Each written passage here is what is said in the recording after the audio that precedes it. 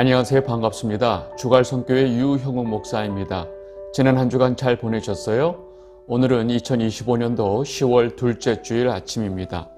이 거룩한 주일 아침에 변함없이 여러분들을 이 예수 그리스도의 복음으로 만나게 되어서 얼마나 감사한지 모르겠습니다.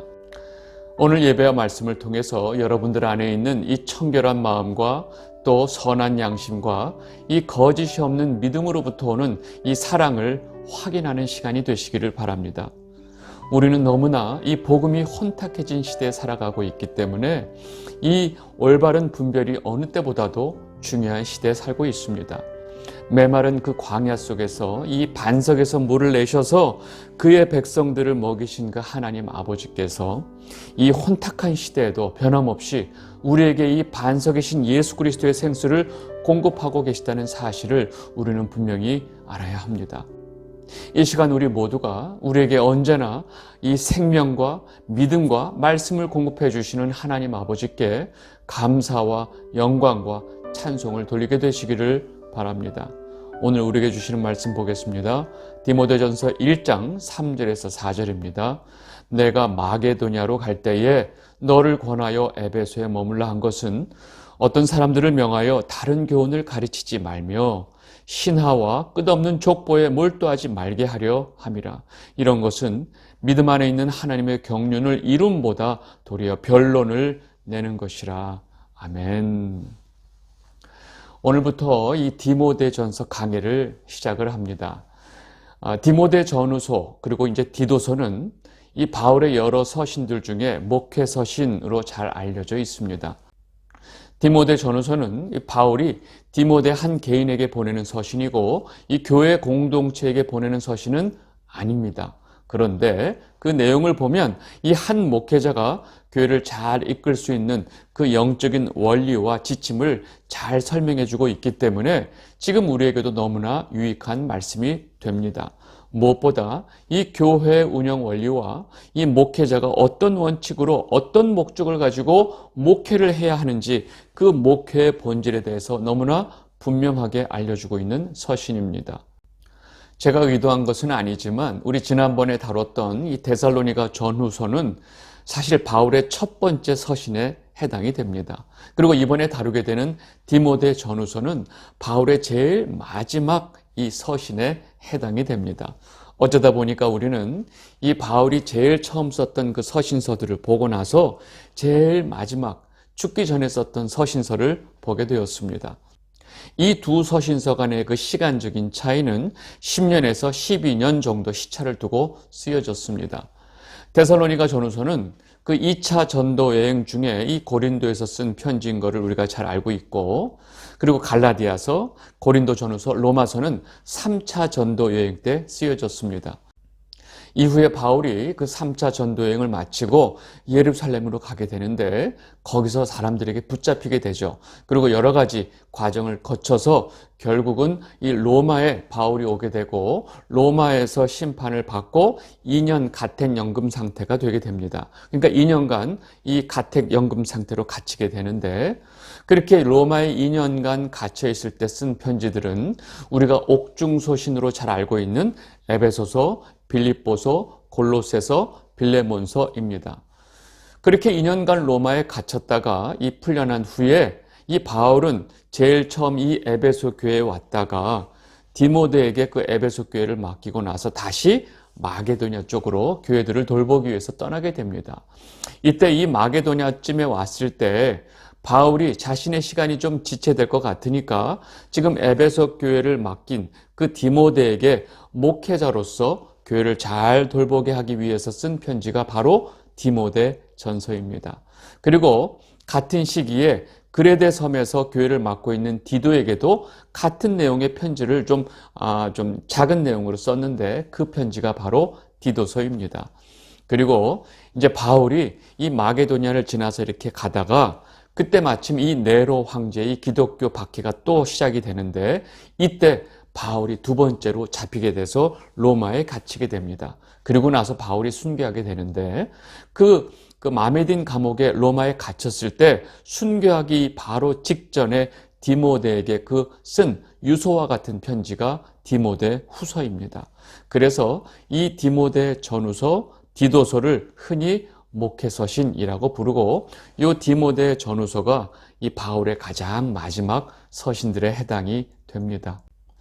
디모데전서의 이 전체적인 내용을 보면 앞에 1장에서 4장까지는 이 목회의 영적인 원리에 대해서 자세히 설명을 해주고 있습니다. 그리고 뒤에 후반부인 5장, 6장에서는 그 목회 현장에서 부딪히게 되는 그 문제 해결을 위한 실질적인 권고를 하고 있습니다. 바울은 아직 나이가 어리고 또 성격도 얌전하고 그 조용했던 그 디모데를 그 에베소 교회를 잘 돌볼 수 있는 목회자로서 훈련시키기 위한 목적을 가지고 이 편지를 썼습니다.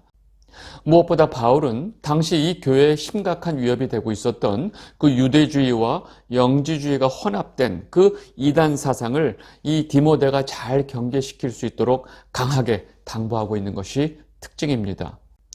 이제 이 정도 이 디모데전서의 기본적인 이제 내용을 알고 차분히 처음서부터 본문을 살펴보도록 하겠습니다. 디모데전서 1장 1절에서 2절입니다. 우리 구주 하나님과 우리의 소망이신 그리스도 예수의 명령을 따라 그리스도 예수의 사도된 바울은 믿음 안에서 참 아들 된 디모데에게 편지하노니 하나님 아버지와 그리스도 예수 우리 주께로부터 은혜와 긍휼과 평강이 내게 있을지어다. 아멘.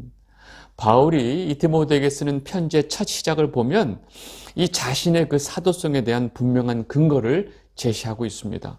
우리 구주 하나님과 우리의 소망이신 그리스도 예수의 명령을 따라 그리스도 예수의 사도된 바울은 아주 분명하게 이렇게 바울은 자신의 그 사도성의 근거, 자신의 이 사도됨을 분명하게 밝히고 있는데 바울이 이런 자신의 그 사도성의 근거를 분명히 밝히고 있는 그런 다른 서신서들을 보면 사실은 이 바울의 사도성의 문제를 제기하는 그 외부 세력, 거짓 그 교사들의 그 아주 그 심각했던 교회에 대해서 편지를 쓸 때 이런 표현을 쓰기도 합니다.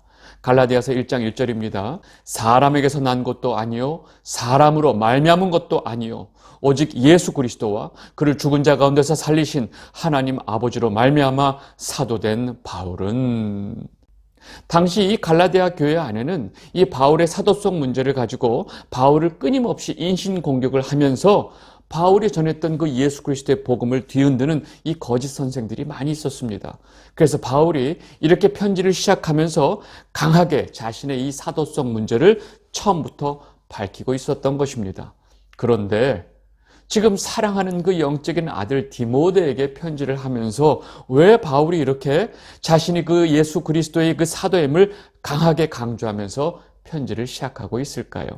그 이유는 지금 바울이 자신의 영적인 아들 디모데에게 보내는 편지이긴 하지만 지금 바울은 디모데와 이 개인적인 관계로 이 사적인 편지를 쓰는 것이 아니고 그 디모데를 그 에베소 교회의 목회자로 세운 그 사도로서 그 에베소 교회에 새롭게 세워진 그 목회자에게 보내는 어떤 공적인 그런 성격을 띠고 이 편지를 쓰고 있는 것입니다.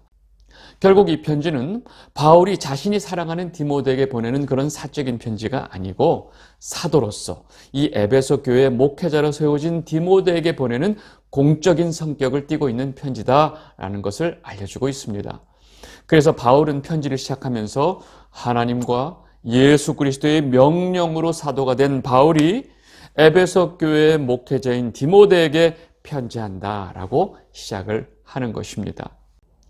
그리고 이어지는 2절에 보면 바울이 디모데를 호칭할 때 어떻게 하냐면 믿음 안에서 참 아들 된 디모데라고 아주 친밀한 호칭을 사용하고 있습니다. 그리고 바울은 하나님 아버지와 예수 그리스도의 은혜와 긍휼과 평강이 있을지어다 라고 축도로 이 편지를 시작합니다. 여러분 보통 바울이 다른 교회들에게 보내는 편지의 그 첫 시작을 보면 하나님 아버지와 주 예수 그리스도로부터 오는 은혜와 평강이 있을지어다 라고 보통 은혜와 평강이라고 말하는데 지금 디모데에게 보내는 편지에서는 은혜와 긍휼과 평강이 있을지어다 라고 말을 합니다. 지금 바울은 사도로서 이 목회자인 디모데에게 공적으로 지금 편지를 보내고 있지만 이 디모데를 향한 그 바울의 숨길 수 없는 사랑과 관심이 지금 이렇게 드러나고 있는 것입니다. 왜 그럴까요? 바울도 사람이니까요. 바울이 디모데를 너무나 사랑하고 있기 때문에 아무리 공적인 편지를 쓰고 있지만 순간순간 이렇게 이 본심이 드러나게 되는 것입니다. 여러분, 이렇게 첫 인사를 끝내고 나서 이제 바울은 본론을 시작합니다. 디모데전서 1장 3절 4절입니다. 내가 마게도냐로 갈 때에 너를 권하여 에베소에 머물라 한 것은 어떤 사람들을 명하여 다른 교훈을 가르치지 말며 신하와 끝없는 족보에 몰두하지 말게 하려 함이라. 이런 것은 믿음 안에 있는 하나님의 경륜을 이름보다 도리어 변론을 내는 것이라. 아멘. 바울이 로마에서 그 2년간의 가택연금 상태가 끝나고 나서 바로 온 곳이 바로 이 에베소 교회였습니다. 그리고 이때 디모데도 같이 이 에베소 교회에 왔습니다. 사실 바울은 그 2년간의 이 가택연금 생활이 끝나고 나서 좀 쉬어야 할 상황이었지만 이 바울의 마음은 온통 2년간 자신이 묶여 있으면서 이 편지로밖에 문안을 할 수 없었던 그 에베소 교회, 빌립보 교회, 골로새 교회, 그리고 다른 여러 교회들이 언제나 눈에 밟혔던 것입니다. 그래서 로마에서 풀려나자마자 바로 에베소 교회로 와서 교회를 돌보고 성도들을 만남을 통해서 이들의 믿음을 굳건히 하고 이제 또 다른 교회들을 돌보기 위해서 마게도냐로 떠났던 것입니다. 물론 디모데는 이번에도 자신이 이 바울과 같이 동행할 줄 알고 있었는데, 그러나 이제 바울은 디모데가 먼저 그 2차, 3차 전도여행의 동행을 같이 하면서 이미 복음에 대해서 충분히 훈련이 되었고 어느새 목회자로서 충분히 자격이 되었다는 사실을 알고 디모데를 에베소에 남겨두고 이 에베소 교회를 돌보는 목회자로 세우고 마게도냐로 떠난 것입니다. 왜냐하면 당시 그 에베소 교회에 다른 교훈을 들고 들어온 이 거짓 교사들이 있었고 이러한 이단 사상은 그 신하와 끝없는 족보를 중요하게 여기는 자들이었기 때문입니다. 이런 자들로부터 에베소 교회 성도들을 지키기 위해서 바울은 디모데를 에베소 교회의 목회자로 세운 것입니다. 당시 초대교회의 가장 위험했던 이단은 영지주의 이단이었습니다.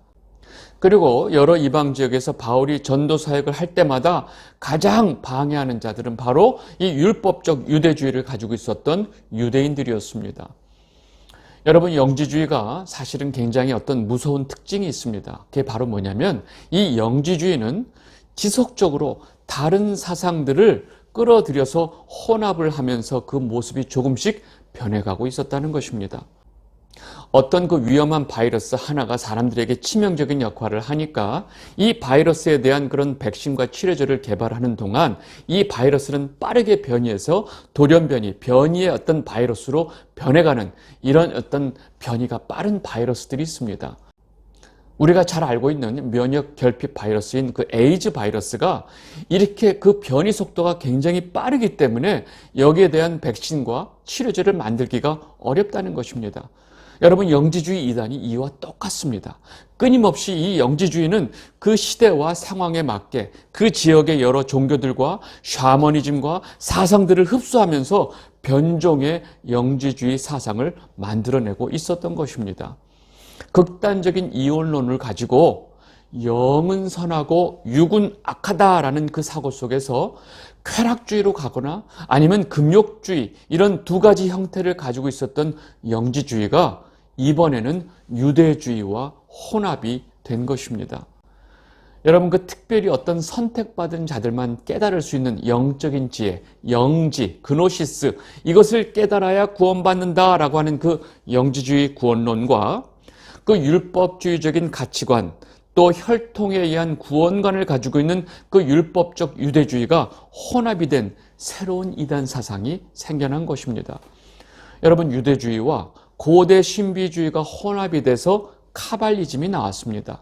그런데 이 유대주의와 이 영지주의가 혼합이 되어서 새로운 형태의 그 영지주의 이단 사상이 만들어지고 이것이 교회 안에 들어와서 복음을 흔들고 있었던 상황이었습니다. 유대주의와 이 영지주의가 혼합된 이단 사상은 그 유대주의적인 그 선민 사상을 또 밑바닥에 깔고 있기 때문에 그 자신들의 족보를 따져가지고 무조건 아브라함까지 자신의 족보를 연결시키고 이것이 구원의 필수 조건이다라고 주장을 한 것입니다. 지금 이들이 끝없는 족보에 몰두한다라고 바울이 표현한 것이 바로 이런 이유 때문에 그렇게 표현을 한 것입니다. 이러한 그 유대주의적인 선민 사상과 영지주의가 혼합이 되니까 이런 가르침들은 더 신비롭게 들리고 더 복잡해지게 되었습니다.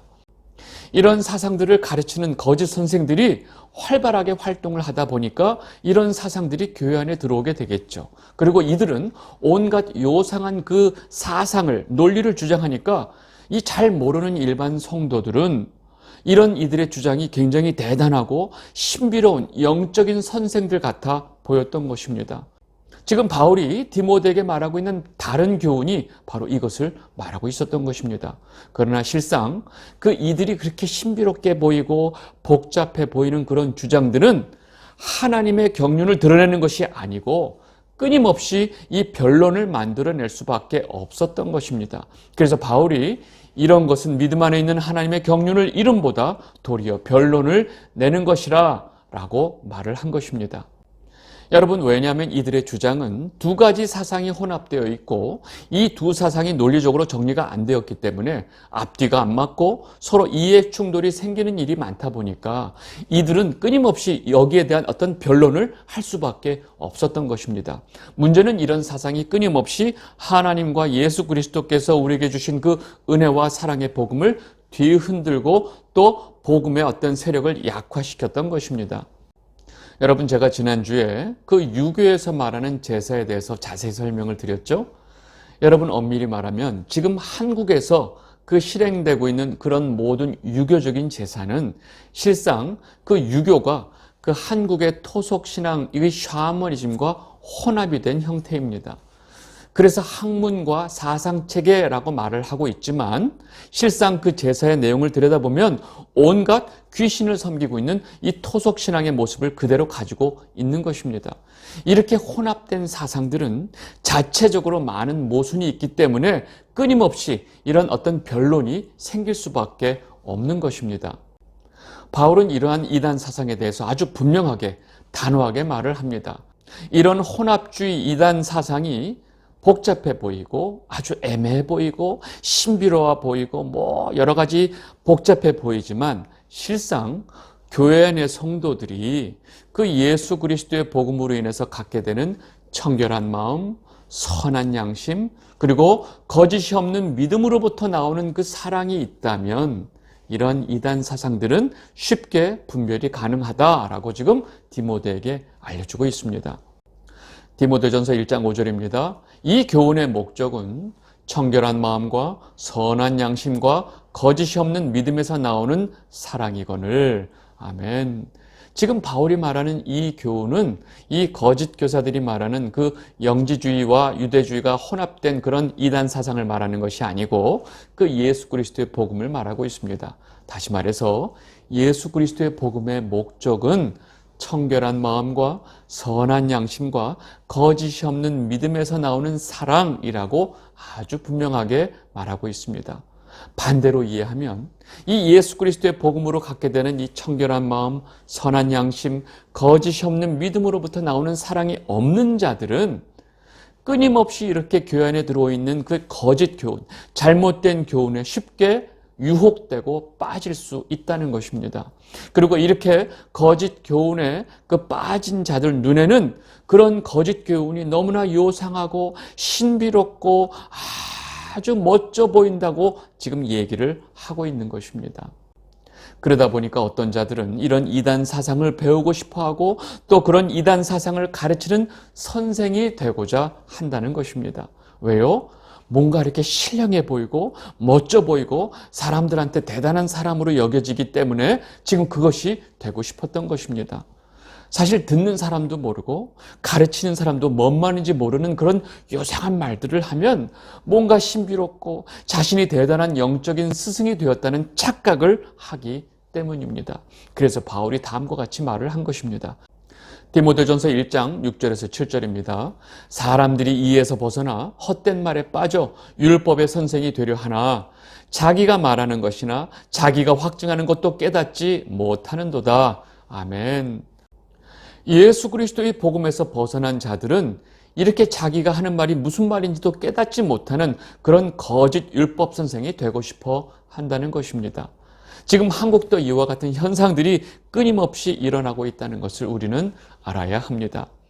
방언을 하면 왠지 신비롭게 보이고 뭔가 영적인 사람처럼 보이기 때문에 많은 사람들이 그렇게 자기가 뭔 말을 하는지도 모르는 이 개구리 방언을 하고 싶어하고 또 배우고 싶어합니다. 요즘 영적으로 아주 혼탁한 집회에 가면 뭐 타이틀은 성령 집회라고 하지만 그 집회 인도자가 손만 툭 대면 사람들이 픽픽 쓰러지고 넘어지고 그 사람들이 미친 듯이 떨고 요상하고 기괴한 현상들이 많이 일어납니다. 이런 상황에서 사람들에게 방언하게 하고 자신이 신령한 예언도 하고 자기가 손을 대면 사람들이 마구 쓰러지는 이런 능력을 갖고 싶어하는 사람들이 얼마나 많을까요? 지금 바울은 이러한 모든 거짓 교훈과 잘못된 사상들에 대해서 예수 그리스도의 올바른 복음을 통해서 갖게 되는 청결한 마음, 선한 양심, 거짓이 없는 믿음에서 나오는 사랑이 있다면 결단코 이러한 이단 사상에 빠지지 않는다라고 가르치고 있습니다. 그래서 바울은 디모데에게 너는 성도들에게 바른 예수 그리스도의 복음을 가르치고 이 성도들이 이런 잘못된 이단 사상들을 구별하고 또 이러한 사상들을 잘 물리칠 수 있도록 가르치는 목회자가 되어야 한다라고 말하고 있는 것입니다. 여러분, 여기서 우리는 성경이 말하는 그 목회의 본질에 대해서 알 수 있습니다. 성경이 말하는 목회의 본질은 바로 이런 잘못된 거짓 교훈과 현상들에 대해서 성도들이 분별할 수 있도록 바른 복음을 가르치고 그 성도들이 그 말씀을 통해서 청결한 마음과 선한 양심과 거짓이 없는 믿음으로 나는 사랑이 충만하도록 이끌고 인도하는 것을 말합니다. 여러분, 이것은 오로지 지금 바울이 말하고 있는 참 복음, 예수 그리스도의 복음으로만 가능합니다. 그리고 이것이 바로 성경이 말하는 목회의 본질이라는 것입니다. 그런데 정반대로 목회자라고 하는 자들이 성도들에게 이런 잘못된 이단 사상을 가르치고 이러한 잘못된 길로 끌고 가는 것은 또 뭘까요? 또 그런 목회자들이 하는 말을 따르고 또 충성하고 그들이 하는 말을 목숨까지 내어놓으면서 지키는 사람들은 또 뭘까요? 여러분, 이 시대 너무나 많은 성도라고 하는 사람들이 이 목회에 대해서 너무나 오해하고 있는데 그 사람들이 생각하는 목회는 멋들어진 교회 건물을 만들어 놓고 그 안에 많은 사람들을 끌어모으는 것을 목회다라고 생각하고 있습니다. 그 크고 아름다운 예배당에 많은 사람들이 모이고 그들이 잘 화합하고 그 조직이 잘 돌아가고 그 건물, 교회 건물에 오가는 사람들의 그 심리적인 만족도가 높으면 그야말로 성공적인 목회다라고 생각을 합니다. 여러분, 그것은 목회를 잘 하는 것이 아니고 종교 사업을 성공적으로 잘 하는 것입니다. 왜냐하면 그 모든 예배와 행사들의 목적이 교회의 이윤을 극대화하기 위해서 행하는 것이기 때문입니다. 지금 이 시대는 교회가 추구하는 이윤도 만족시켜주고 또 교회에 오는 수많은 사람들의 그 심리적인 만족도도 높여주는 이런 목사가 최고의 목사로 여겨지는 시대입니다. 이 영상을 보고 계신 주갈성교회 성도 여러분, 지금 이 시대의 유교는 그 한국의 토속 샤머니즘과 완전히 혼합이 되어 있는 형태입니다. 불교 역시 샤머니즘과 혼합이 되어 있습니다. 카톨릭은 어느 나라에서든지 그 나라의 샤머니즘과 혼합을 기본적으로 허용하고 있습니다. 기독교는 어떨까요? 지금 현재 교회들의 모습을 보면 교회는 이 카톨릭과 혼합이 되어 있고 또 이 땅에 본래 있었던 토속 신앙인 샤머니즘과도 혼합이 되어 있고 그 외에 여러 이단 사상들과 혼합이 되어 있다는 사실을 우리는 분명히 알아야 합니다. 그래서 성경 말씀을 읽고 그 성경의 말씀의 의미를 해석하는 그 단순한 하나의 과정 속에서도 그 개입하고 있는 이단 사상들이 너무나 많다는 것입니다. 여러분, 이러한 상황 속에서 우리는 어떻게 성경 말씀을 통해서 진정한 하나님 아버지의 마음과 예수 그리스도의 복음을 깨달을 수 있을까요? 현실적으로 볼 때 거의 불가능해 보입니다. 마치 모래사장 위에 바늘을 찾는 것처럼 보입니다. 그러나 이 메마른 사막의 광야 속에서 수많은 이스라엘 백성들에게 가장 깨끗한 생수를 먹이신 하나님 아버지께서 지금 이렇게 복음이 혼탁해진 순간에도 자기 백성들에게는 오염되지 않은 깨끗한 예수 그리스도의 복음의 말씀을 공급하고 계시다는 사실입니다. 한국 곳곳에서 또 세계 곳곳에서 많은 핍박과 어려움 속에서 이 순전한 복음을 전하는 일에 헌신된 사역자들, 목사님들이 최선을 다해 하나님 아버지의 그 온전한 말씀을 공급하고 계시다는 사실입니다. 주갈성교회도 이 귀한 사역에 언제나 동참하고 있다는 사실이 얼마나 감사한지 모르겠습니다. 그리고 이 영상을 보고 계신 주갈성교회 성도 여러분들 모두가 이 사역에 대한 사명을 가지고 이 시대를 살아가고 있다는 사실을 결코 잊으시면 안 됩니다.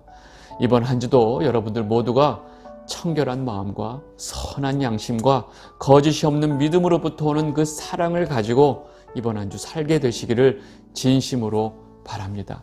오늘 말씀은 여기까지 하도록 하겠습니다. 감사합니다.